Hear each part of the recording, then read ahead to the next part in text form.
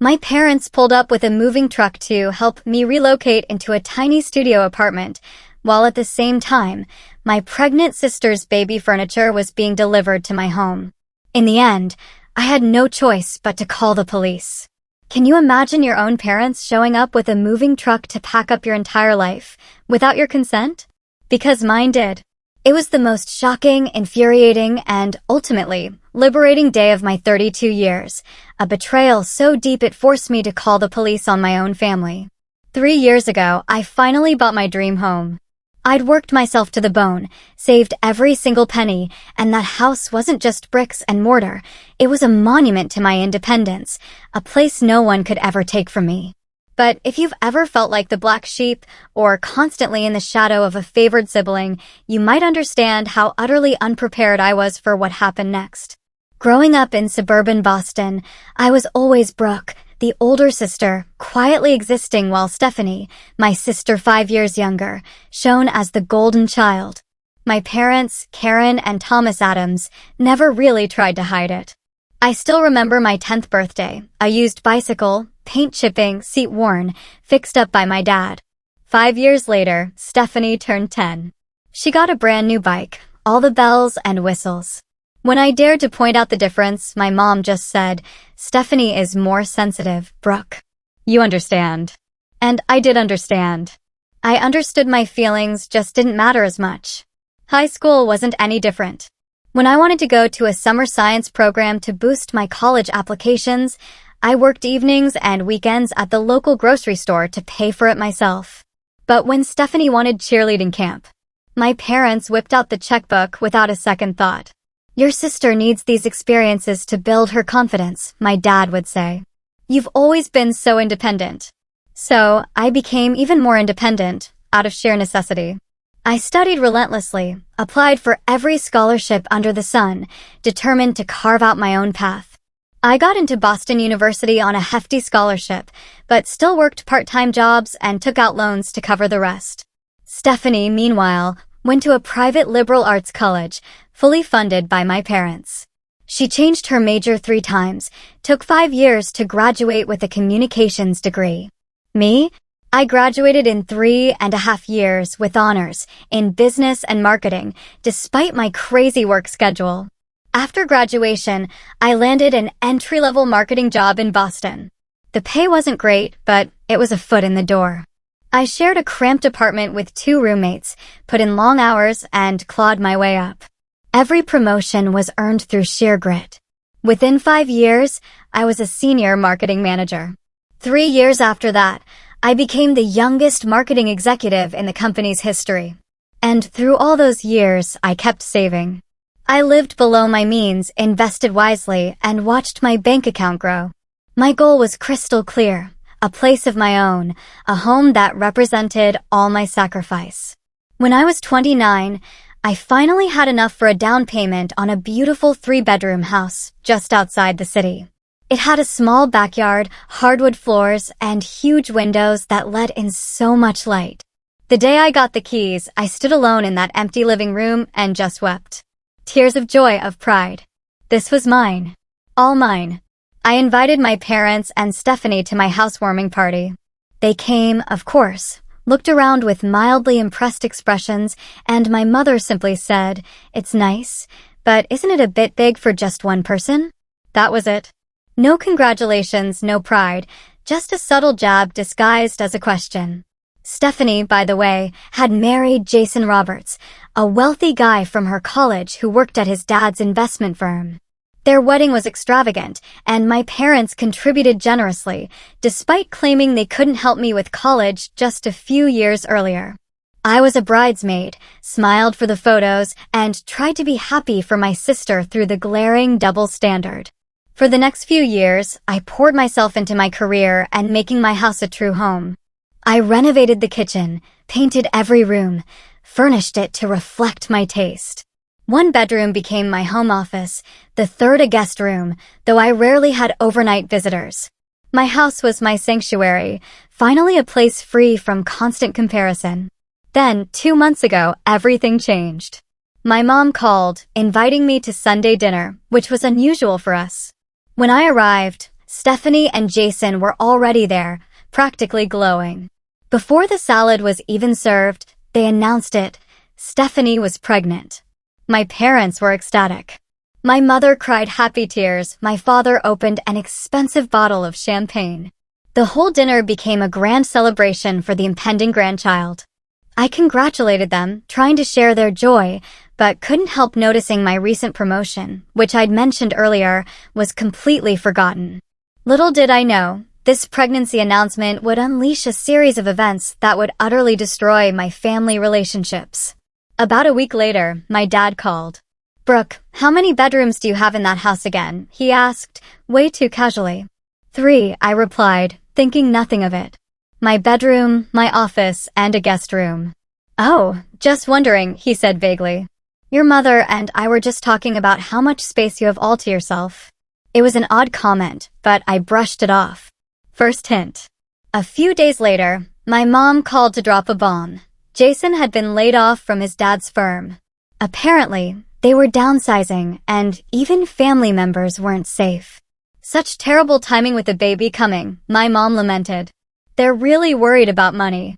I was sympathetic, but pointed out that Jason came from wealth, and Stephanie had been working as a social media manager. Surely, they weren't destitute? Well, my mom lowered her voice. They've been living beyond their means. That luxury apartment costs a fortune, and they have quite a bit of credit card debt. This was news to me. Stephanie and Jason had always projected an image of effortless success. Designer clothes, frequent vacations, lavish lifestyle. A pang of annoyance hit me. They were living it up while I meticulously saved. But I kept my thoughts to myself. The calls about Stephanie's situation became more frequent. Each conversation somehow circled back to my extra space, or how lucky I was to have so much room. I started to dread where this was going, but I hoped I was wrong. Then came the first direct suggestion from my dad. "You know, Brooke, your sister and Jason are really struggling to figure out their living situation. That guest room of yours would make a perfect nursery." I took a deep breath. "Dad, are you suggesting Stephanie and Jason move into my house?" "Well, it would only be temporary," he quickly said. "Just until they get back on their feet." "It makes sense, doesn't it? You have all that extra space, and they need help right now." "I use that space," I pointed out. "My guest room is for friends, and I need my office to work from home. But you could convert your office back to a bedroom for yourself, and let them have your master bedroom," he suggested, as if this was perfectly logical. Family helps family, Brooke. I hung up, seething, and immediately called my best friend, Audrey. She's one of the few people who truly understands my family. "They're actually expecting you to give up your master bedroom for your sister?" Audrey was incredulous. "In your own house that you paid for yourself?" Apparently, I sighed. And from the way he was talking, it wouldn't be short-term either. "You need to shut this down immediately," Audrey advised. "Otherwise, they'll be living with you indefinitely, and you'll never get your space back." I knew she was right, but confrontation, especially with my family, had never been my strong suit. Years of being the understanding, independent daughter had conditioned me to avoid rocking the boat. Still, this was my home. The home I had worked so incredibly hard for. The next time my mom called, dropping another thinly veiled hint about my selfish use of space, I finally spoke up. "Mom, I need to be clear. I'm sympathetic to Stephanie and Jason, but I'm not comfortable with them moving into my house." A long, cold pause. "I see," she finally said, her voice like ice. "So, you won't help your own sister when she's pregnant and in need?" "That's not what I said," I replied, trying to keep my voice steady. "I'm happy to help in other ways, but having them move in isn't the right solution." "I never thought you'd be so selfish," she snapped. "Your sister would do it for you in a heartbeat." The conversation devolved into a thick layer of guilt. By the time we hung up, I felt awful, but I was determined to stand my ground. This was my home, my sanctuary. I had every right to my boundaries. Despite my clear refusal, Stephanie started dropping by more frequently. Each visit included a tour where she'd comment on how perfect the guest room would be as a nursery, or how much she loved the natural light in my master bedroom. It was like my objections had never been voiced. During one particularly uncomfortable visit, Stephanie wandered into my home office. "This room has such good energy." I can totally picture setting up a changing table right here where your desk is. Stephanie, I said, firmly. I've already told Mom and Dad that you and Jason can't move in here. I need my space. This is my home. She looked at me with wide, tear-filled eyes, a manipulation tactic she'd perfected since childhood. I can't believe you're being like this. I'm pregnant, Brooke. Don't you care about your niece or nephew at all? Of course I care, I replied. But caring doesn't mean I have to give up my home. She left in a huff, and within the hour, I received furious texts from both my parents, accusing me of making their pregnant daughter cry. The pressure was mounting, but I remained resolute. Little did I know, my family wasn't taking no for an answer. They were just changing tactics. It was a Saturday morning in early June when everything came to a head. I was enjoying a rare peaceful weekend, reading, planning some gardening. Around 10 a.m., my doorbell rang. 2 delivery men stood on my porch next to a large box. Delivery for Adams, one announced, clipboard in hand. We've got a crib and changing table to be delivered and assembled. I stared, confused. There must be some mistake. I didn't order any baby furniture. He checked his paperwork. This is 147 Maple Street, right? Delivery for Adams. Yes, that's my address, and I'm Brooke Adams, but I didn't order this. He held out the clipboard. The purchaser was listed as Stephanie Roberts, but the delivery address was undeniably mine. The realization hit me like a bucket of ice water. Stephanie had ordered baby furniture to my house without my knowledge or consent. I'm sorry, I told the delivery men, but there's been a misunderstanding. Please take this back. It wasn't authorized. They looked uncomfortable but agreed. As they loaded the crib, I called the delivery company. After navigating endless menus, a representative confirmed the order was placed by Stephanie Roberts 3 weeks ago, with explicit instructions for delivery to my address. My hands shook as I ended the call. This wasn't a mistake. It was a deliberate attempt to force my hand. She expected that once it was here, I'd have no choice. I immediately tried calling Stephanie, but her phone went straight to voicemail. Same with my parents.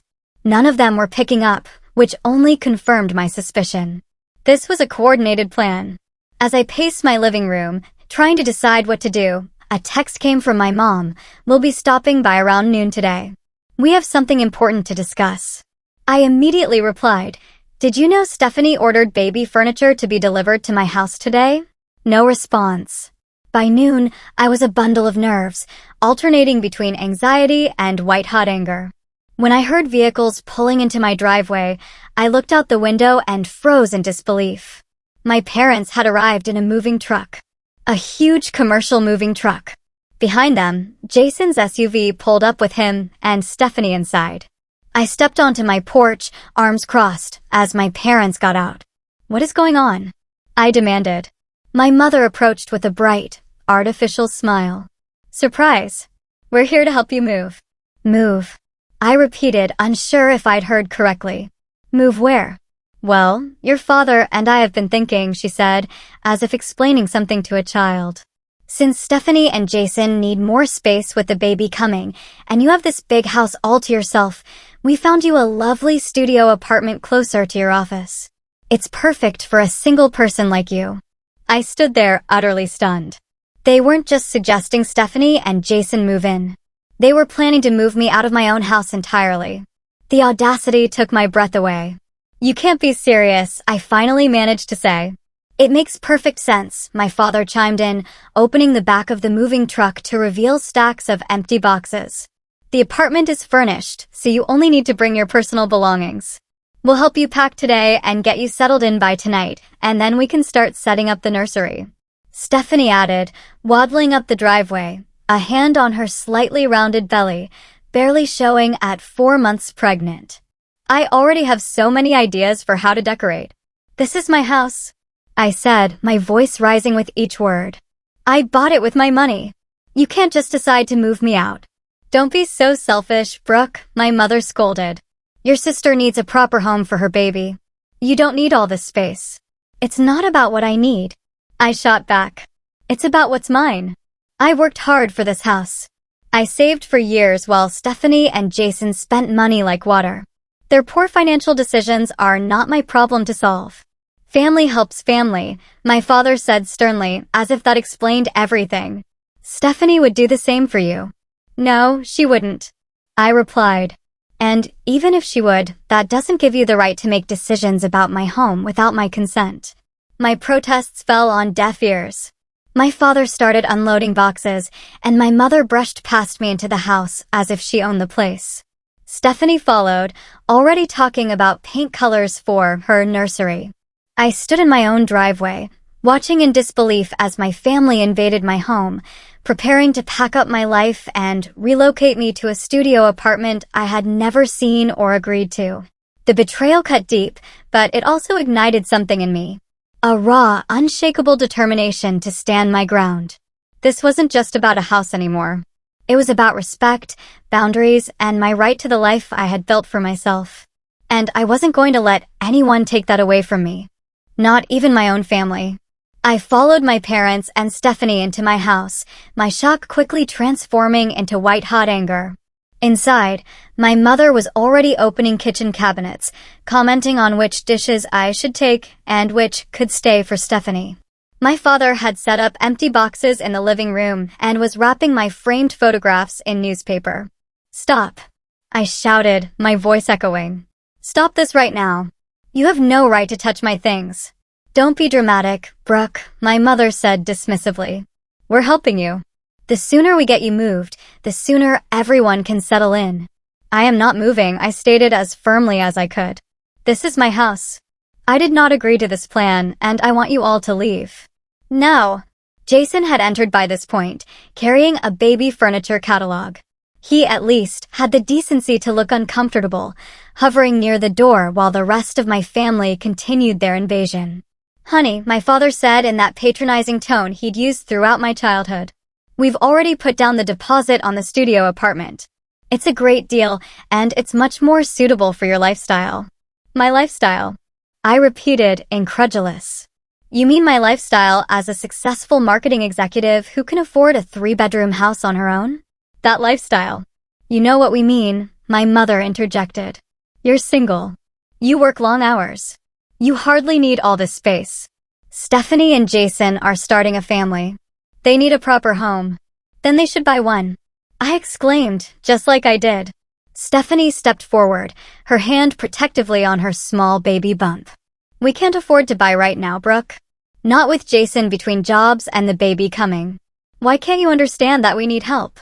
I understand that you need help, I said, trying to keep my voice level. What I don't understand is why you think that entitles you to my house. A house that I saved for years to buy. A house that I pay the mortgage on. A house that is legally mine. Because we're family, my mother insisted, as if that explained everything. And in this family, we help each other. Help each other? I laughed bitterly. When have you ever helped me? When have any of you ever put my needs first? I worked my way through college while you paid Stephanie's full tuition. I saved for years to buy this house while you gave Stephanie and Jason a lavish wedding. And now you want to take away the one thing I've worked hardest for. My mother gasped, as if I'd slapped her. How dare you? We've always supported you. No, you haven't. I said, years of pent-up resentment finally spilling out. You've always favored Stephanie. Always. And now you're trying to take my house for me to give to her, just like you've given her everything else. Through the front window, I could see my neighbors, the Nelsons, an elderly couple who'd always been kind, standing on their porch with concerned expressions. We were creating quite a scene, but I was beyond caring about appearances. We're not taking anything, my father insisted, though his actions, wrapping my possessions, contradicted his words. We're just helping both our daughters. Stephanie needs a house. And you need to downsize. I don't need to downsize. I countered. I love my house. I love having an office where I can work from home. I love having a guest room for friends. I love my garden and my kitchen and every single thing about this place. And it's mine. During our argument, Jason had been unusually quiet, shuffling uncomfortably. Now he finally spoke, hesitantly. Maybe we should have discussed this with Brooke first. My mother shot him a withering look. Don't you start too. This is family business. Yes, it is family business. I agreed. And in a healthy family, you would have respected my boundaries and asked for my input instead of planning all this behind my back. Stephanie burst into theatrical sobs, the kind that always got her way. I just want a nice home for my baby, she wailed. Why are you being so cruel? I'm not being cruel, I said firmly. I'm setting a boundary. This is my house, and I'm not giving it up. If you need help finding a place to live, I'm willing to help you look. I'll even help with a security deposit on a rental. But you're not moving in here, and I am certainly not moving out. My father had continued packing, ignoring my objections. Now, he picked up a box of my books and started carrying it toward the door. Put that down, I demanded, stepping in front of him to block his path. Brooke, don't be difficult, he said. We found you a perfectly nice apartment. You're being selfish. I'm being selfish? I was practically shouting now. For wanting to keep my own house? The house I bought with my own money. The house that has my name and only my name on the deed and mortgage. My mother had moved on to my bedroom, and I could hear drawers being opened and closed. I rushed upstairs to find her going through my clothes, sorting them into piles on my bed. Get out of my room, I ordered, my patience completely gone. Get out of my room. Get out of my house, all of you. No. We're trying to help you, my mother insisted, continuing to fold my clothes as if I hadn't spoken. I don't want your help, I said through gritted teeth. I want you to respect my decision and leave my home. Downstairs, I heard more movement. Looking out my bedroom window, I saw my father carrying another box to the moving truck. Stephanie was in the yard, pointing to areas where she apparently planned to plant her own garden, while Jason stood by, nodding. It was surreal. Despite my explicit refusal, my family was proceeding with their plan, as if my opinion didn't matter, as if my ownership of the house was just a technicality that could be overridden by their desires. I took a deep breath, trying to calm myself. Reasoning with them clearly wasn't working. They were so convinced of their rightness, so accustomed to prioritizing Stephanie's needs over mine, that they couldn't even see how wrong their actions were. And in that moment, I realized I had only one option left. I took out my cell phone and walked to a quiet corner of my kitchen. My hands were shaking as I dialed 911. 911, what's your emergency? The dispatcher answered. I took a deep breath. I need police assistance. My family is trying to move me out of my house without my permission. They're packing up my belongings and refusing to leave when asked. Are you in any immediate danger? The dispatcher asked. No, I'm not in physical danger, I clarified. But they're essentially trying to steal my house and possessions. I've repeatedly asked them to stop and leave, but they're ignoring me. The dispatcher took my information, assured me officers would be dispatched shortly, and advised me to avoid escalating the confrontation. When I returned to the living room, my mother noticed the phone in my hand. Who are you calling? She asked suspiciously. The police, I answered truthfully. I've asked you multiple times to leave my house, and you've refused. You're trespassing and attempting to remove my property without my consent. There was a moment of shocked silence. Then, everyone started talking at once. You called the police on your own family? My mother gasped, her hand flying to her chest. You can't be serious, my father sputtered, his face red with anger. Stephanie burst into tears again, louder this time. How could you do this to me? I'm pregnant. Even Jason looked alarmed. Brooke, think about what you're doing. I have thought about it, I said calmly, though my heart was racing. You've left me no choice. I've made it clear that I don't consent to any of this, and you've ignored me. What you're doing is wrong, and it's illegal. We're your parents, my father shouted. We're trying to help. No, you're not, I replied, feeling oddly calm now that I had taken action. You're trying to take something that belongs to me and give it to Stephanie. That's not help. That's theft. It's not theft when it's family, my mother insisted, though she had stopped packing and was wringing her hands nervously. That's not how the law works, I said. This house is legally mine. Only my name is on the deed and mortgage. You have no right to be here if I ask you to leave, and you certainly have no right to pack up my belongings. The next 15 minutes were tense. My parents huddled together, whispering furiously. Stephanie continued to cry, occasionally shooting me accusatory glances as if I were the villain. Jason paced by the window, clearly uncomfortable. I stood my ground, waiting. A strange calm had settled over me.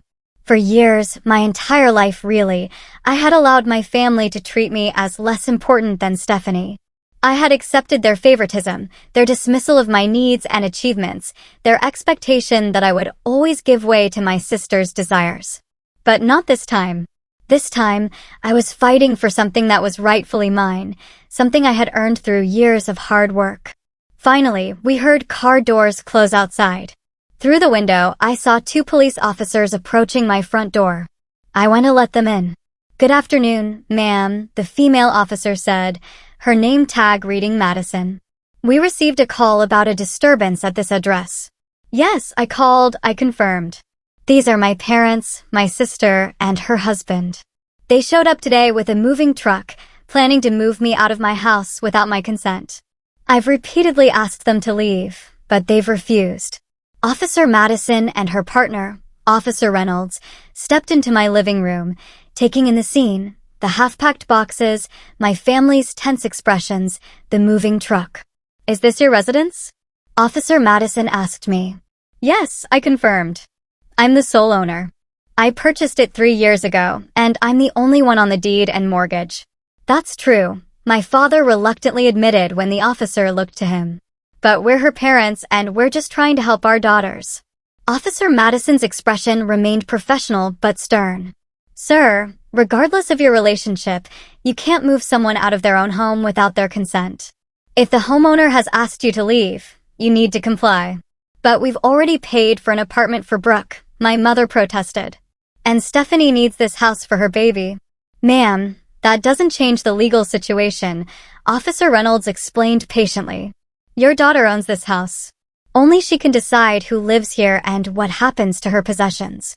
"This is ridiculous," my father muttered. "We're family. The police shouldn't be involved in family matters. When those family matters involve potential trespassing and unauthorized removal of property, then yes, we do get involved," Officer Madison replied firmly. She shifted to me. "Do you want to press charges?" I hesitated. As furious and violated as I felt, I wasn't sure I wanted to escalate the situation to that level. "Not at this time," I said finally. "I just want them to leave and take the moving truck with them." Officer Madison nodded. "In that case, I need to ask all of you to vacate the premises immediately," she told my family. "Any items that have already been moved to the truck need to be returned to the house." "This is outrageous," my mother sputtered. "We're her parents." Officer Reynolds replied simply, "Being a parent doesn't give you the right to override property laws." Stephanie, who had been crying quietly, suddenly stepped forward. "You're choosing a house over your own sister," she demanded, her voice shrill. "Over your niece or nephew? How can you be so heartless?" I looked at my sister, really looked at her, and saw something I had never fully acknowledged before. A person who had been taught her entire life that her needs and wants came before everyone else's. In that moment, I felt a mix of anger and pity. "I'm not choosing a house over you, Stephanie," I said calmly. "I'm choosing myself. I'm choosing to value my own hard work and to stand up for what's rightfully mine. There are plenty of other solutions to your housing problem that don't involve taking my home away from me. But it would be so much easier this way," she insisted, genuinely not understanding why I was refusing. "Easier for you," I pointed out. "Not for me." The officers supervised as my parents reluctantly returned the boxes. My father was seething, barely containing his anger. My mother alternated between tears and indignant huffing. Stephanie refused to help, sitting on my couch with her arms crossed over her baby bump, the picture of wounded innocence. As they prepared to leave, my mother turned to me with a look of profound disappointment. "I never thought you would do something like this," she said, "calling the police on your own family. What kind of person does that?" "The kind who respects herself enough to set boundaries," I replied. "I'm sorry it came to this, but you gave me no choice." "There are always choices," my father said coldly. "And you've made yours very clear today." With that parting shot, they finally left. The moving truck pulled out of my driveway, followed by Jason's SUV with Stephanie inside, neither of them looking back. The officers waited until they were gone. "Are you going to be okay?" Officer Madison asked, her demeanor softening. Yes, I said, though I wasn't entirely sure. Thank you for your help. You might want to consider changing your locks, Officer Reynolds suggested, just as a precaution. After they left, I stood alone in my living room, surrounded by half-packed boxes and the aftermath. The house felt eerily quiet after the chaos. I should have felt relieved. Instead, I felt a complex mix of vindication, yes, but also profound sadness, anger, and loss. Why couldn't my family love both their daughters equally? Why did Stephanie's needs always come at my expense? Why couldn't they be proud of what I had accomplished instead of seeing my success as a resource to be exploited? But for the first time, I had stood up for myself in a way they couldn't ignore or dismiss. I had drawn a line and enforced it, even when it was painful. And despite the emotional turmoil, there was a small spark of pride in that accomplishment. I began unpacking the boxes, reclaiming my possessions and my space. This was my home, mine, and I had fought for it. The immediate hours after they left were surreal. I moved through my house in a haze, putting back items, erasing the evidence of their attempted takeover. With each book returned, each framed photo placed back on the wall, I reclaimed my space bit by bit. When everything was back in order, I sank onto my couch, emotionally exhausted.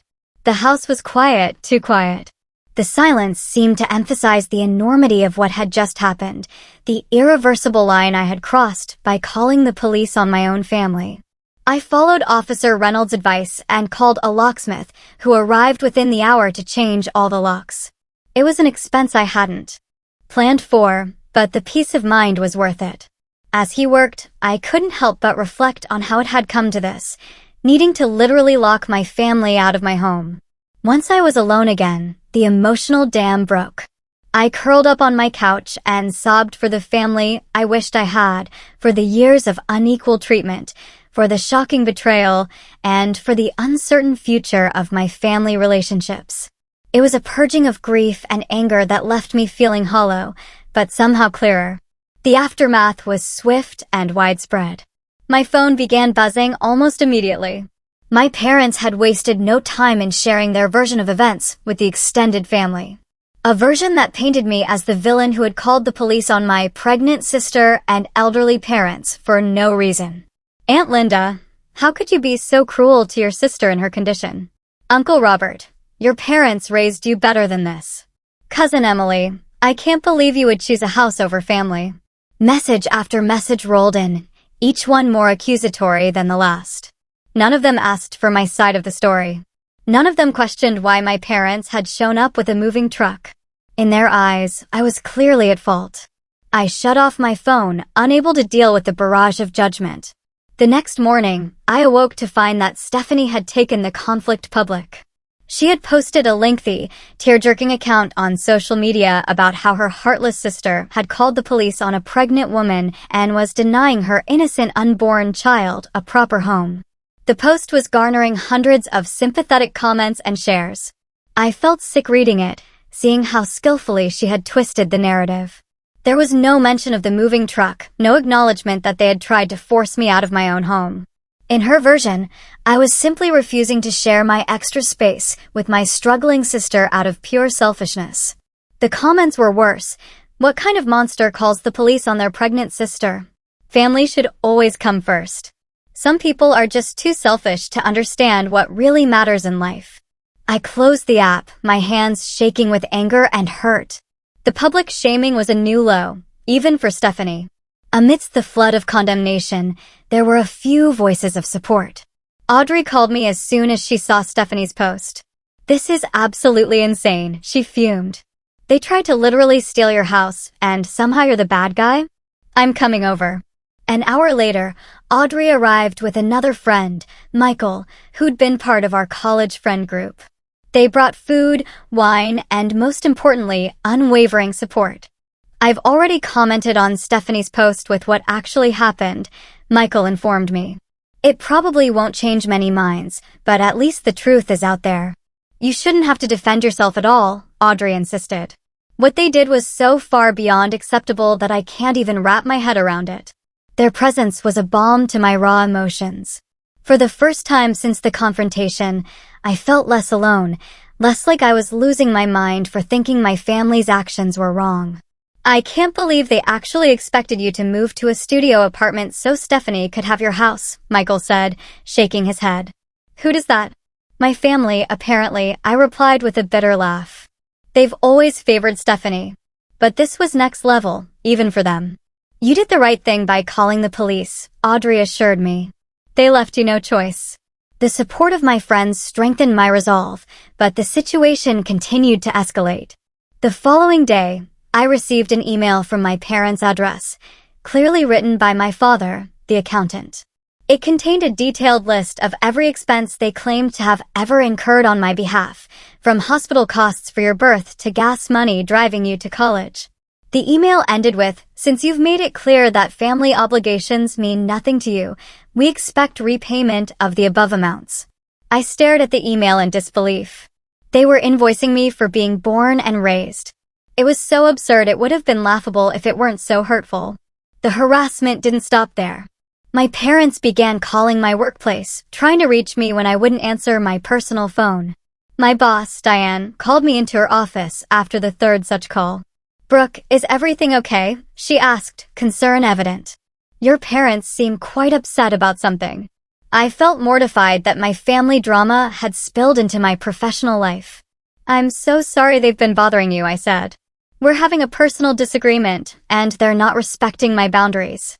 Diane was understanding, but I could tell she was concerned about the potential disruption. I made the difficult decision to take a week of emergency leave to deal with the situation and protect my professional reputation. During that week, after consulting with Audrey, who had a cousin who was a lawyer, I took the painful step of sending a cease and desist letter to my parents and Stephanie. The letter, drafted by Audrey's cousin, Mark, formally requested that they stop contacting my workplace, cease making defamatory posts about me on social media, and refrain from coming to my home without explicit invitation. "You don't need a restraining order at this point," Mark advised, "but the cease and desist letter establishes a paper trail if things escalate further. It shows that you formally asked them to stop the harassment." Sending that letter was one of the hardest things I'd ever done. It felt like the final nail in the coffin of my relationship with my family, but it was also necessary for my own well-being and security. The letter had the desired effect of reducing the immediate harassment, but it also deepened the rift. My parents responded through their own lawyer, maintaining they had done nothing wrong. Stephanie's social media posts became more veiled, but the damage to my reputation among our extended family and mutual acquaintances was already done. As the weeks passed, I began the process of healing. I started seeing a therapist, Dr. Reynolds, who specialized in family trauma and boundary setting. Our sessions helped me understand the dysfunctional patterns that had defined my family relationships for years. "What you're describing is a classic golden child/scapegoat dynamic," Dr. Reynolds explained. "Your sister was cast as the golden child who could do no wrong, while you were expected to be self-sufficient and to sacrifice for her benefit." "But why?" I asked, the question that had haunted me my entire life. "Why couldn't they love us both equally?" "That's a complex question," she replied thoughtfully. "Sometimes it's because one child reminds a parent of themselves or someone they love or hate. Sometimes it's because one child's personality or needs fit better with what the parent is comfortable providing. But regardless of the reason, it was never about your worth as a person or a daughter. It was about their limitations, not yours." Those words were a revelation.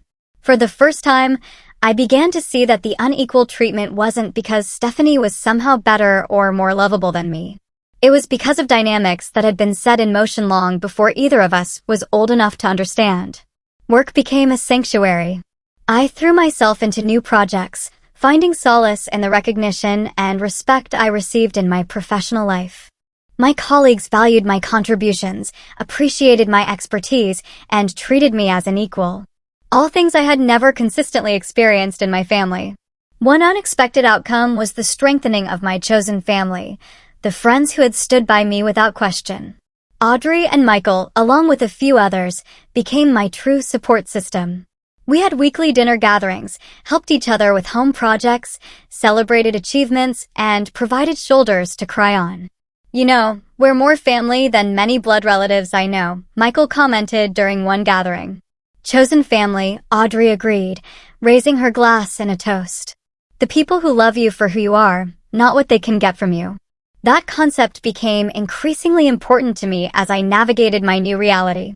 I might have lost the family I was born into, at least in the way I had always hoped we could be, but I was building something perhaps more valuable, relationships based on mutual respect, genuine care, and unconditional support. 3 months after the confrontation, I received a text message from Jason, my sister's husband. It was the first direct communication from any family member since the cease and desist letter. Brooke, I want to apologize for my part in what happened. I knew it wasn't right, but I didn't speak up enough. Stephanie had the baby yesterday. A girl, Lily. I understand if you don't want any contact, but I thought you should know. I stared at the message for a long time, conflicted emotions swirling. I had a niece now, a tiny, innocent person who had nothing to do with the rift. After careful consideration, I replied, "Thank you for letting me know and for the apology. Congratulations on your daughter.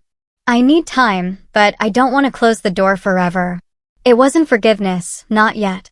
But it was an acknowledgement that life would go on, that relationships might evolve, and that perhaps someday there could be healing, even if things would never be the same.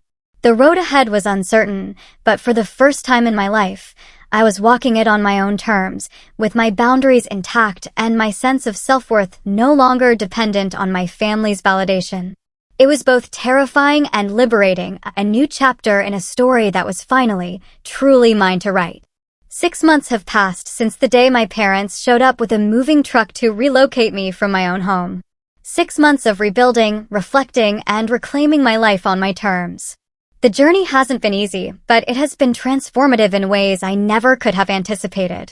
The immediate aftermath was the hardest. There were days I questioned everything. Had I overreacted? Should I have just given in to keep the peace? Was the cost of standing up for myself too high? Dr. Reynolds helped me work through those doubts. "Brooke," she asked during one particularly difficult session, "what would you tell a friend who experienced what you did?" I'd tell her she had every right to protect her home and set boundaries, I admitted. "Then why don't you deserve the same compassion you'd show a friend?" That question hit home. Throughout my life, I had been conditioned to put my needs last, especially when they conflicted with Stephanie's. Breaking that pattern wasn't just about one incident with a moving truck, it was about recognizing my inherent worth and right to equal consideration. The professional fallout was easier to manage than I had feared. After my week of emergency leave, I returned to work with boundaries in place. My boss, Diane, was supportive once I explained the situation. "Family dynamics can be complicated," she said understandingly. "But your work has always been exceptional, and that's what matters here." 3 months after the incident, I was offered a promotion to creative director, a position I had been working toward for years. The irony wasn't lost on me. While my family relationship was in tatters, my career was flourishing. The promotion came with a significant salary increase, which I used partly to bolster my savings and partly to make some long-desired improvements to my home. My home, the physical space that had become the battleground for my independence, took on new significance in the healing process. I repainted every room, choosing colors that reflected my personality rather than playing it safe with neutrals. I replaced the furniture in the guest room, erasing the memory of Stephanie planning a nursery, and planted a garden in the backyard, nurturing new growth in a literal and metaphorical sense. Each change was an act of reclamation, a statement that this space was mine, a reflection of my identity and choices. What had once been just a house, albeit one I was proud to have earned, became a true sanctuary, a physical manifestation of my boundaries and self-respect. The relationship with my extended family remained complicated. Some relatives, particularly from my mother's side, continued to view me as the villain. Others, after hearing both sides, took a more neutral stance. My father's brother, Uncle David, surprised me by reaching out about 3 months after the incident. "I want you to know that I understand why you did what you did," he said during our phone call. "Your dad and I grew up with parents who always favored him. I know how much that hurts, and I'm sorry you're experiencing the same pattern." That conversation was healing in a way I hadn't expected. Uncle David's acknowledgement that the favoritism was real, not just my perception, validated feelings I had carried since childhood. It also helped me understand that the pattern went back generations. My father had been the golden child in his family, just as Stephanie was in ours. As for my immediate family, the relationship remained strained, but was slowly evolving. Jason continued to send occasional updates about baby Lily, always respectful of my boundaries and never pushing for reconciliation before I was ready. My parents maintained their distance, though my mother sent a birthday card with a brief, somewhat stilted note. Stephanie remained the most distant, her pride apparently still wounded by my refusal to sacrifice my home for her benefit. I did eventually meet my niece, Lily, when she was 4 months old. Jason brought her to a neutral location, a park near my house, for a brief, somewhat awkward, but ultimately meaningful introduction. Holding that tiny innocent person, I felt a complex mix of emotions, love, certainly, but also determination that she would grow up seeing her aunt as a whole person with valid needs and boundaries, not just a resource to be exploited. "She has your eyes," Jason remarked as I cradled Lily. "Poor kid," I joked, and we shared a genuine laugh, perhaps the first step toward a new kind of relationship. The most profound changes, however, came in my personal growth and the strengthening of my chosen family. The friends who had supported me through the crisis became even more important in my life. Audrey, Michael, and I started a tradition of Sunday brunches at my house, often joined by other friends who needed community and support. "You know, your house has become the gathering place for all of us," Michael observed during one such brunch. Ironic, considering everything that happened. "Maybe that's part of why it happened," Audrey suggested thoughtfully. "This house was always meant to be filled with love and laughter, just not in the way your parents envisioned." She was right. My home had become a hub for a family we had created ourselves, people who chose to be in each other's lives, who respected each other's boundaries, who celebrated each other's successes without jealousy or conditions. About 4 months after the moving truck incident, I met Daniel at a charity event hosted by my company. He was a graphic designer whose work I had admired from afar for years. Our connection was immediate and easy, lacking the drama I had come to associate with relationships after watching my family dynamics for so long. When I eventually told him about what had happened with my family, I was nervous about his reaction. Would he think I was overreacting? Would he see it as a red flag? "They tried to move you out of your own house," he repeated, his eyes wide with disbelief, "and then got upset when you objected? That's insane, Brooke. You absolutely did the right thing." His unhesitating support was refreshing and healing. As our relationship developed, I appreciated how he respected my boundaries, never pushed for family reconciliation before I was ready, and understood when certain topics or situations triggered old wounds. "Healthy relationships are built on mutual respect," he told me once. It's not complicated, though so many people make it that way. Through therapy, supportive relationships, and honest self-reflection, I gradually came to understand that what had happened with my family wasn't just about a house or a moving truck. It was about a lifetime of patterns, Stephanie's needs always coming first, my achievements being diminished or exploited, my boundaries being ignored. The incident, painful as it was, had forced these patterns into the light, where they could no longer be denied or rationalized away. It had been the catalyst for necessary change, for setting boundaries that should have been established long ago. Dr. Reynolds helped me see that while I couldn't control my family's behavior or choices, I could control my response to them. I could choose to maintain my boundaries without guilt. I could decide what kind of relationship I wanted moving forward, if any. I could define family on my own terms. "The most powerful realization in family therapy," she told me, "is that as adults, we can choose the nature of our family relationships.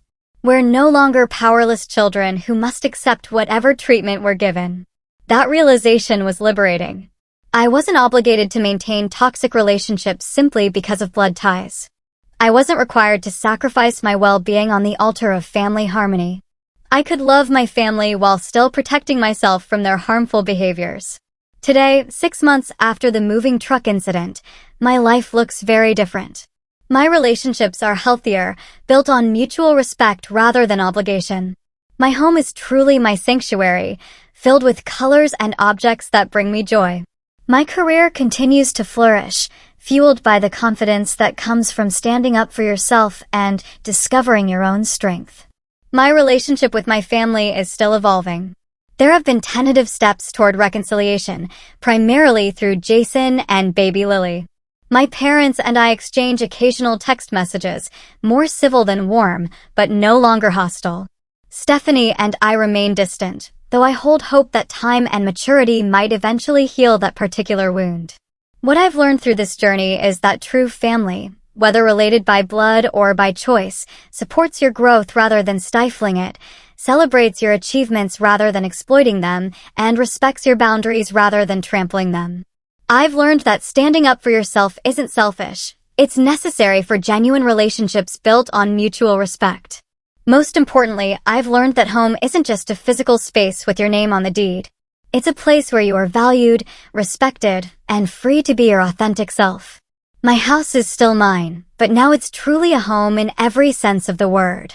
If you're watching this and struggling with family boundaries, know that you're not alone. Know that it's okay to protect yourself, to set limits, to expect respect. Know that sometimes the hardest choices lead to the most necessary growth. And know that family, real family, should lift you up, not tear you down. Thank you for listening to my story. I hope it resonated with you and gives you courage to write your own new chapter.